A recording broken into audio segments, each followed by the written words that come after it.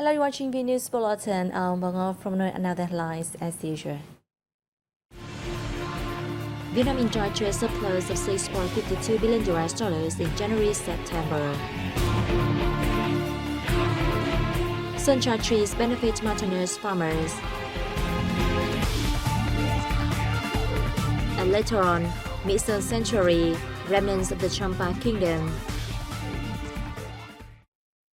Let's begin our bulletin with the most prominent events of the week from October 3rd to 9th.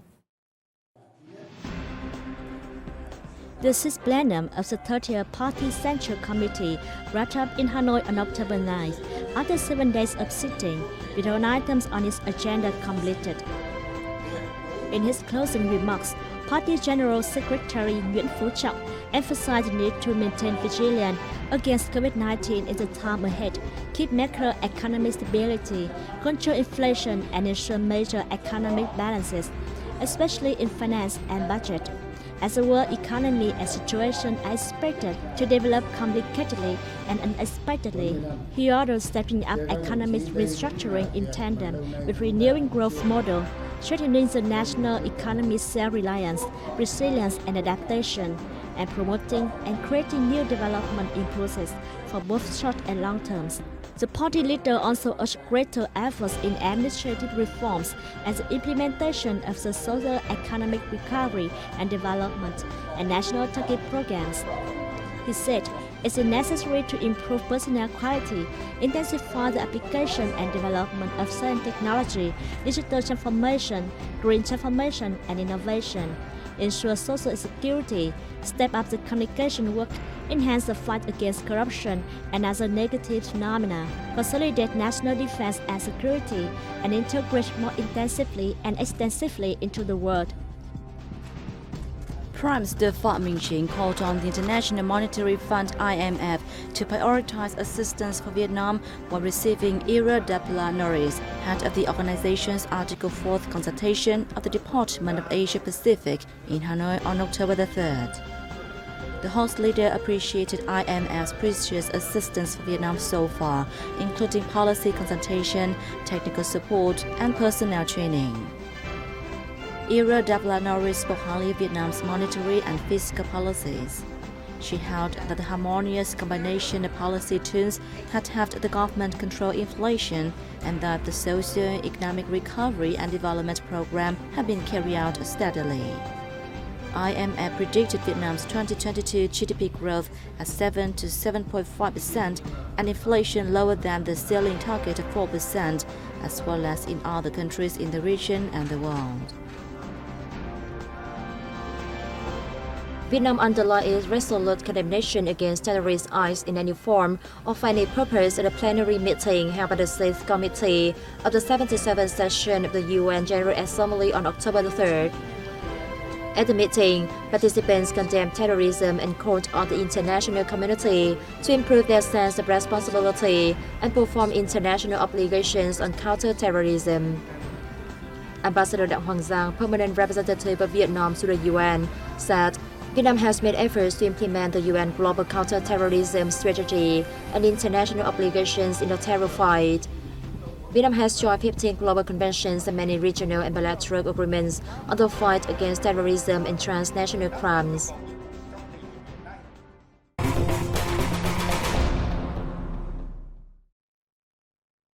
Thanks to the development of a network of industrial parks and clusters, as well as efforts to accompany investors, Hanois has remained one of the bright spots of the country in further investment attraction. According to the Municipal Department of Planning and Investment, so far this year, the city has attracted over $990 million in foreign direct investment, up 15% year-on-year, including more than $141 million investing in new projects. The result helps the capital city remain among the top localities in FDI attraction. The FDI projects are mostly in the fields of import-export, goods distribution, construction, information technology, telecommunications, processing, and manufacturing. The majority of investment is from Japan, the Republic of Korea, and Singapore, while that from Europe and the US accounts for only 10% of the total.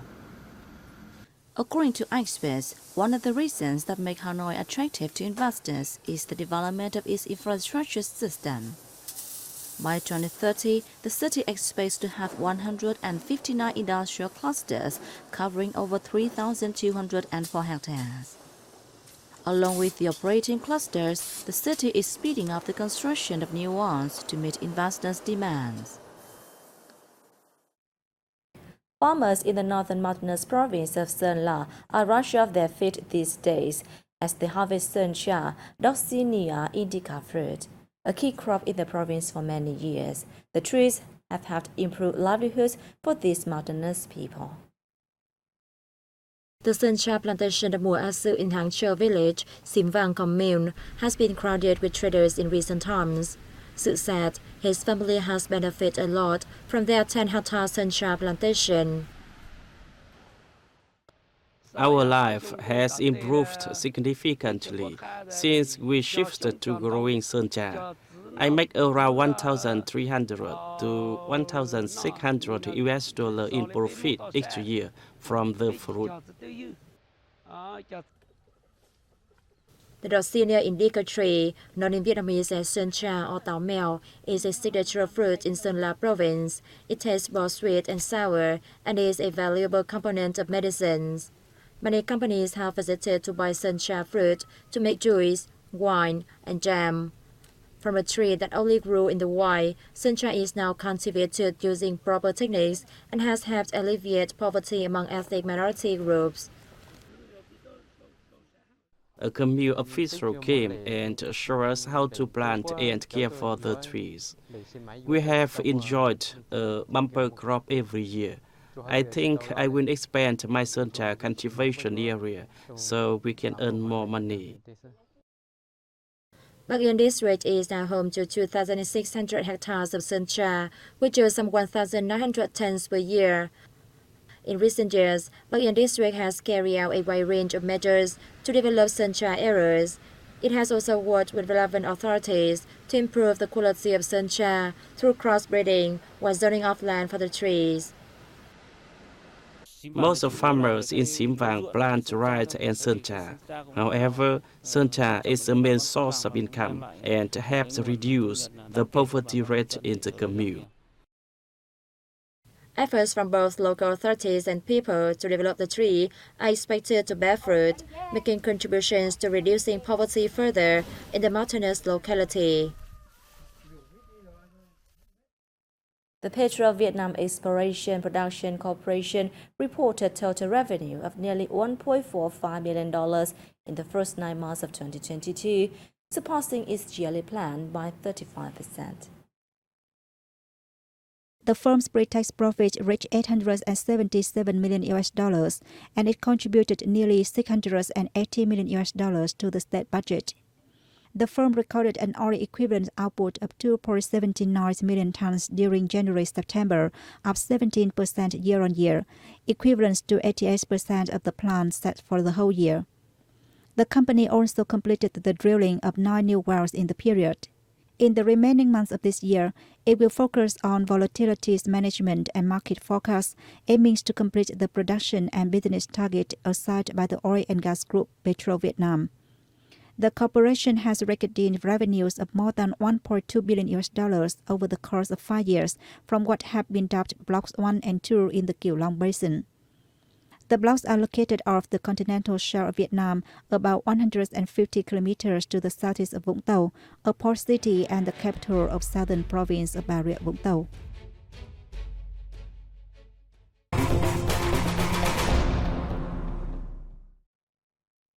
This was a unique culture on the coast of contemporary Vietnam from the 4th to 13th centuries that owed its spiritual origins of Hinduism in India.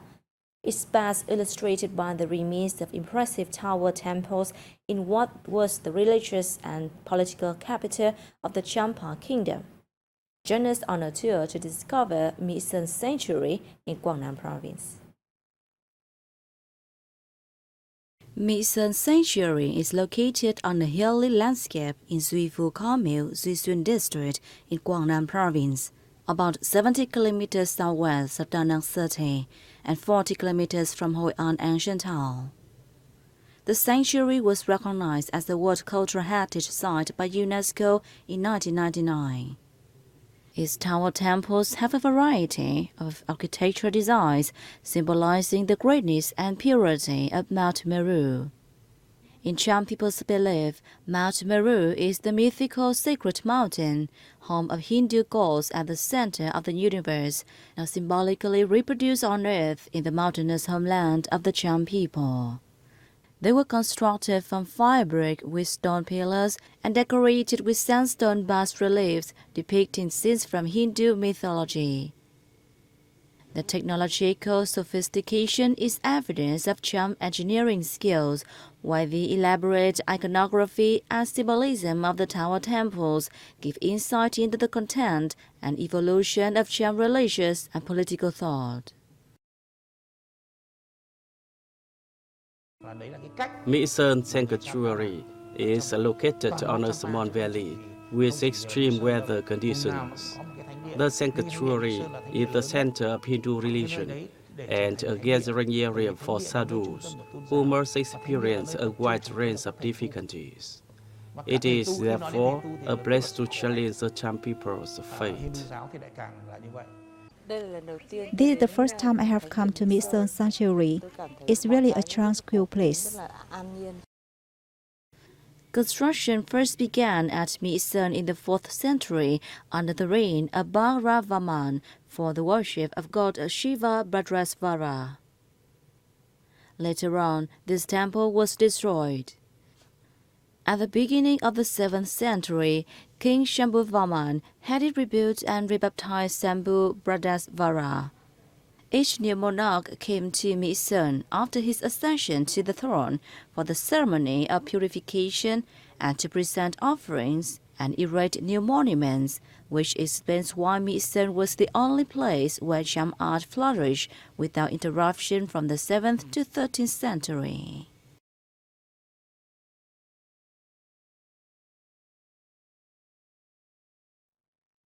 A visit to the Mekong Delta province of Sogdiang, where the King people and the Khmer and Chinese ethnic minority groups live together, offers a glimpse into the locality's diverse cultural and religious life.